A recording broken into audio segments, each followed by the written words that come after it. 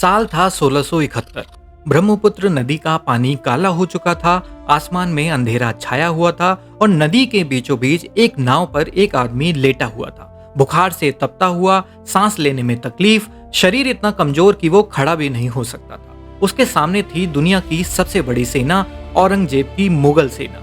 30,000 से ज्यादा सिपाही, 18,000 घुड़सवार, 1000 से ज्यादा युद्धपोत, तोपें, तीरंदाज और खुद जयपुर के राजा राम सिंह की कमान। और दूसरी तरफ था ये बीमार आदमी और उसकी छोटी सी असमी सेना। हर इंसानी हिसाब से ये जंग खत्म हो चुकी थी। मुगलों की जीत तय थी, लेकिन उस रात जो हुआ उसे आज भी इतिहास नहीं भूल सकता। उस बीमार आदमी का नाम था लचित बोरफुकन। और ये कहानी है एक रात की जब असम ने पूरे मुगल साम्राज्य की कमर तोड़ दी थी। लेकिन ये कहानी समझने के लिए हमें थोड़ा पीछे जाना होगा। बात है 1662 की। औरंगजेब के सेनापति मीर जुमला ने असम पर हमला किया और अहोम राजधानी गढ़गांव पर कब्जा कर लिया था। अहोम राजा जयध्वज सिंह को एक बेहद अपमानजनक संधि पर हस्ताक्षर करने पड़े। गुवाहाटी से लेकर मानस नदी तक का पूरा इलाका मुगलों को सौंप दिया गया था। भारी कर देना पड़ा और अहोम राजा को मुगल साम्राज्य का एक छोटा सा करदाता बना दिया गया। ये अपमान इतना गहरा था कि राजा जयध्वज सिंह सदमे से मर गए। मरते वक्त उन्होंने अपने उत्तराधिकारी चक्रध्वज सिंह से एक बात कही कि देश की छाती में जो अपमान का भाला घुसा है उसे बाहर निकालकर आपको फेंकना है। चक्रध्वज सिंह ने कसम खाई और एक आदमी को बुलाया, एक ऐसा आदमी जिसने अपनी जिंदगी का बड़ा हिस्सा अहोम दरबार में बिताया था। पहले घोड़ों के अस्तबल का इंचार्ज और फिर शाही सुरक्षा का प्रमुख। उसका नाम था लचित बोरफुकन। राजा ने उसे अहोम सेना का सेनापति नियुक्त किया और कहा कि गुवाहाटी को वापस जीत कर लेकर आओ और मुगलों को असम से बाहर निकालो। 1667 के नवंबर में लचित ने इतखुली के किले पर हमला किया और गुवाहाटी को वापस जीत लिया। ये खबर जब दिल्ली पहुंची तो औरंगजेब आग बबूला हो गया। उसने अपने सबसे भरोसेमंद राजपूत सेनापति राजा राम सिंह को आदेश दिया कि आप असम जाओ और अहमों को कुचल दो और गुवाहाटी को वापस जीत कर लेकर आओ। राम सिंह एक विशाल सेना लेकर निकला।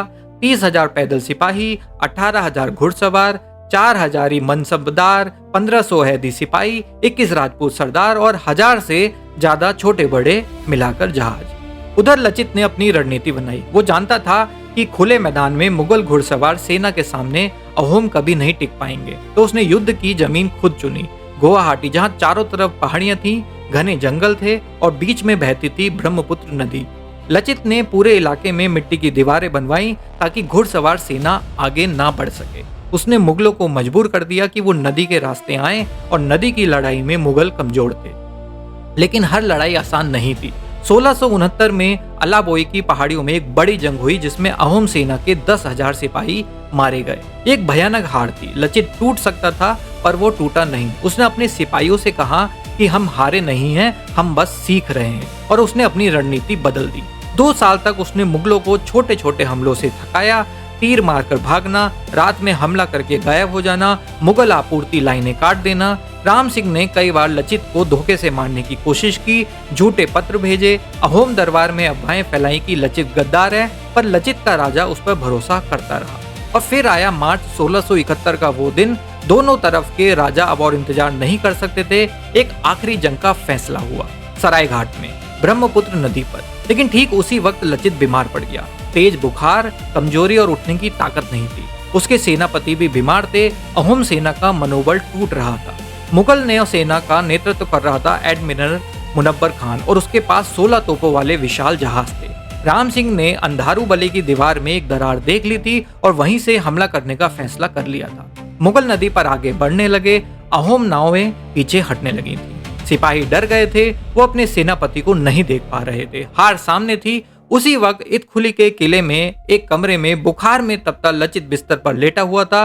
उसके कानों में दूर से युद्ध की आवाज आ रही थी। उसने अपने सहायकों को बुलाया और कहा कि मुझे नाव पर ले चलो। सहायकों ने मना किया। डॉक्टरों ने कहा कि आप मर जाएंगे। लचित ने जवाब में जो कहा वो असम के इतिहास में हमेशा के लिए दर्ज हो गया। उसने कहा, मेरा देश खतरे में है, मेरा राजा युद्ध लड़ रहा है और मेरे सिपाही मर रहे हैं और मैं बिस्तर पर लेटा रहूं। अगर आज मुझे मरना है तो दुश्मन के सामने मरूंगा, बीमारी से नहीं।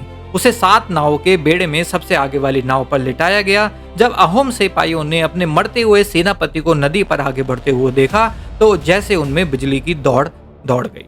जो सेना पीछे हट रही थी वो अचानक मुड़ी। छोटी छोटी अहोम नावें जिनमें सिर्फ कुछ सिपाही और तीरंदाज बैठ सकते थे, वो विशाल मुगल जहाजों की तरफ ऐसे झपटी जैसे चींटियां हाथी पर झपटती हैं। मुगल जहाज बड़े थे पर भारी थे, मुड़ नहीं सकते थे, तेज नहीं चल सकते थे। अहोम नावें उनके आसपास घूमती, तीर बरसाती और निकल जाती। ब्रह्मपुत्र का वो हिस्सा जो इटखुली, अशोकांता और कामाख्या के बीच त्रिकोण बनाता था, वो अहोम नावों और सिपाहियों से भर गया था। मुगल चारों तरफ से घिर गए। मुनव्वर खान को एक गोली लगी और वो वहीं मारा गया। एक के बाद एक मुगल सेनापति गिरते चले गए। जो जहाज डूबे नहीं वो भागने लगे। राम सिंह ने देखा कि उसकी सबसे अच्छी सेना नदी में डूब रही है, तो उसने जमीनी सेना को भी पीछे हटने का आदेश दे दिया था। मुगल सेना मानस नदी तक भागती चली गई, असम की पश्चिमी सीमा तक। लचित ने अपने सिपाहियों को रोक दिया। उसने कहा कि अलाबोई, याद रखो, पीछा मत करो। वो जानता था कि भागती सेना का पीछा करना कितना खतरनाक हो सकता है। मुगल पीछे हटे और कभी वापस नहीं आए। ये उनके असम पर कब्जा करने की आखिरी कोशिश थी। औरंगजेब का सपना कि मुगल साम्राज्य पूरे उत्तर पूर्व भारत तक फैले, वो सपना सराय घाट की उस रात ब्रह्मपुत्र नदी के पानी में डूब गया था। लचित बोरफुकन उसके बाद ज्यादा जिंदा नहीं बच सका। ठीक एक साल बाद अप्रैल 1672 में बीमारी ने उसकी जान ले ली थी, पर वो जो काम छोड़कर गया वो सदियों तक चलता रहा।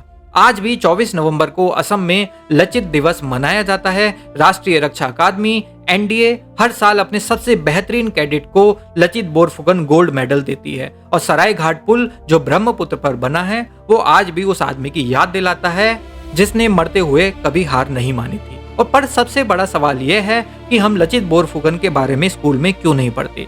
शिवाजी की बात होती है, राणा प्रताप की बात होती है, झांसी की रानी की बात होती है, पर लचित जिसने औरंगजेब को रोका, जिसने पूर्वी भारत के मुगलों के कब्जों से बचाया, उसका नाम हमारी किताबों में सिर्फ एक लाइन में निपटा दिया गया।